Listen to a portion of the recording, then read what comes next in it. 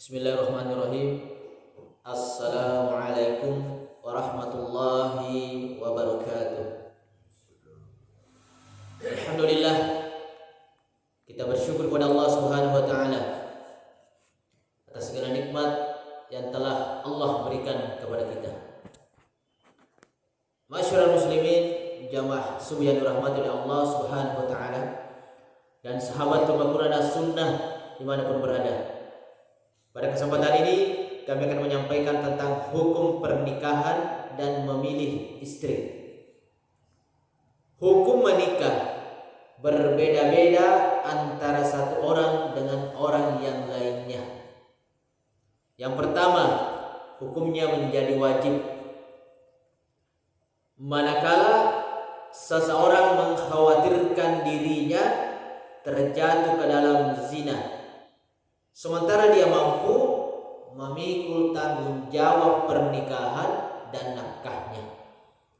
Wajib ni resesena yero la pomorane nareko si kira-kira maresa yero najagai alena boleh koromatu pegau yero anu nacacia gamai berzina malamai terpengaruh godaanna pengaruh nama akun raya.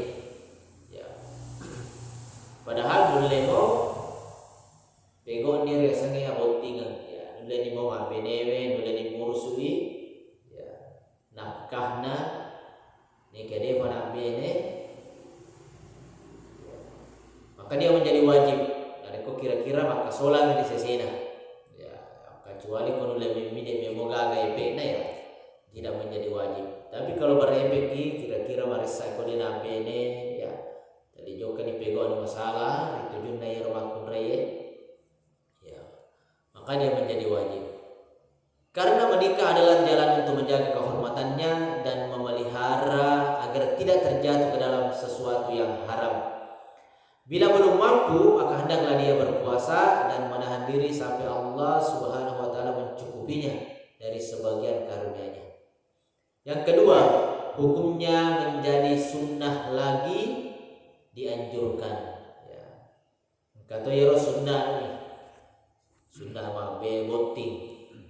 Bila seseorang memiliki dorongan syahwat kepada lawan jenisnya dan memiliki biaya menikah dan rasa tanggung jawab, namun dia tidak mengkhawatirkan dirinya terjatuh ke dalam perzinahan.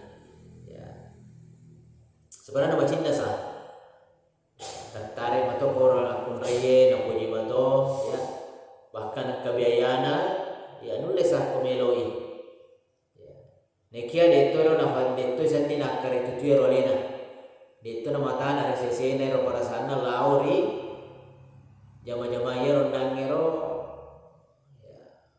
pengadie istilana jokai berhubungan si bawero lo komak rek lemo perang de to na mares sari sesena maka dia menjadi sunnah mir sange abotingan. Berdasarkan keumuman ayat-ayat dan hadis-hadis yang mendorong dan mengajak agar menikah, itu sunnah. Kemudian yang ketiga, hukumnya menjadi makruh. Terdosi boting. Kapan? Bila seseorang tidak membutuhkan pernikahan. Itu sahana melo boting. Itu kecintaan. Misalnya dia impoten. Malam mayero orang enak. Sudah lanjut usia, ada kemacuani atau sakit-sakitan yang tidak memiliki dorongan syahwat sama sekali. Orang yang impoten adalah orang yang tidak memiliki kemampuan untuk menyambai wanita atau tidak memiliki syahwat pada mereka. Yaitu hukum-hukumnya. Kemudian memilih istri dan parameternya. Disunahkan untuk menikahi wanita yang berpegang teguh pada agama. Sunahkan isapa yero makun rai ia kengkai makatan dimasa di tujuan agama napaha yero agama itu yang kita lihat. Menjaga kesucian diri najaga itu yero alena dena puji joka-joka kro si gampalu uranewe sabab kumagala itu di siba uranewe pura ni matu malak kai tadi joka mobi sibawa lelengnya. Makanya cari yang bisa menjaga kesucian diri, ya, menutup aurat, ya, berketurunan mulia, ya, makasih nampi-ampena, makasih keturunanna keluargana terhormat dan cantik. Berdasarkan hadis Abu Hurairah radhiyallahu anhu bahwa Nabi sallallahu alaihi wasallam bersabda, tunkahul mar'atu li arba'in. Wanita itu dinikahi karena 4 perkara.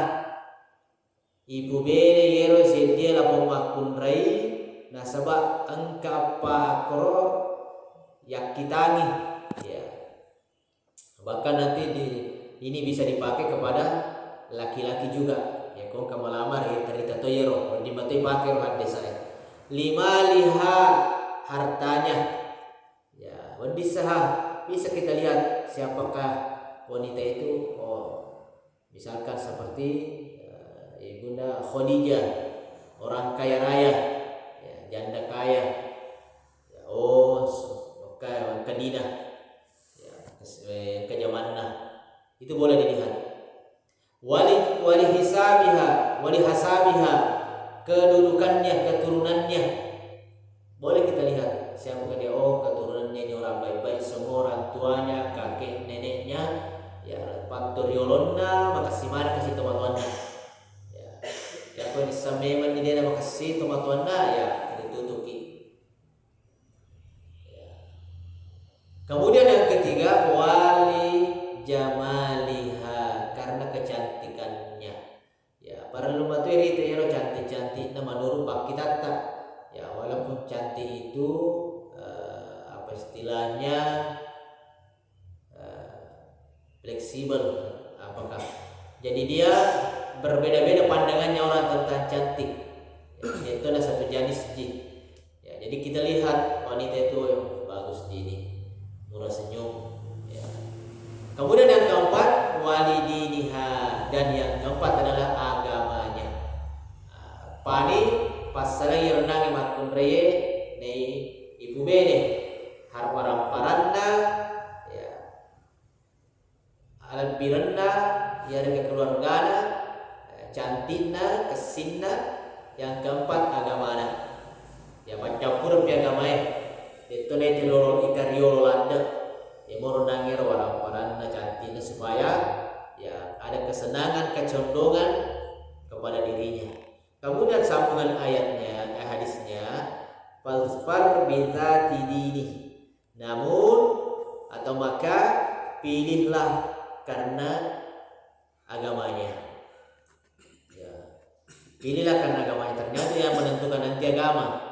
Kalau dia cantik, kalau dia kaya, orang baik, tapi agamanya tidak ada, ya, dia menentang Allah, tidak mau diatur sama syariat Allah, ya, jangan dipilih. Tapi kalau misalnya dia tidak mampu, orang tuanya biasa-biasa, ya, mukanya biasa-biasa, ya, tetapi agamanya sangat kental, sangat bagus, ibadahnya banyak sekali, melakukan amalan-amalan, ketaatannya kepada Allah sangat luar biasa, pilihlah agamanya. Harta bisa dicari, ya, kecantikan bisa kita perbaiki, ya, bisa kita rapikan. Kalau hati baik, karena kalau berbicara tentang suami istri itu, ya, kalau kita itu seorang laki-laki sebenarnya tidak, ini saya sering sampaikan di luar, laki-laki itu sebenarnya tidak terlalu, ya, banyak memandang cantiknya seorang istri. Tetapi bagaimana sikapnya istri itu terhadap suaminya. Kalau senyum, selalu senyum, ceria, selalu senang diajak ngobrol, selalu senang ditemani, maka itu akan membahagiakan seorang suami, ya. Tidak perlu cantik, walaupun cantik kalau selalu marah-marah, ya, setiap disuruh tidak pernah menyenangkan hati, ya. Kenapa kita lihat artis-artis bisa cerai? Kalau mau melihat kecantikan, ketampanan, tidak mungkin mereka tidak tertarik. Artis itu cantik, tapi cerai juga. Kenapa? Ya karena permasalahan sikap. Sebenarnya perceraian itu hanya karena sikap saja, sama-sama keras kepala, ya, itu saja.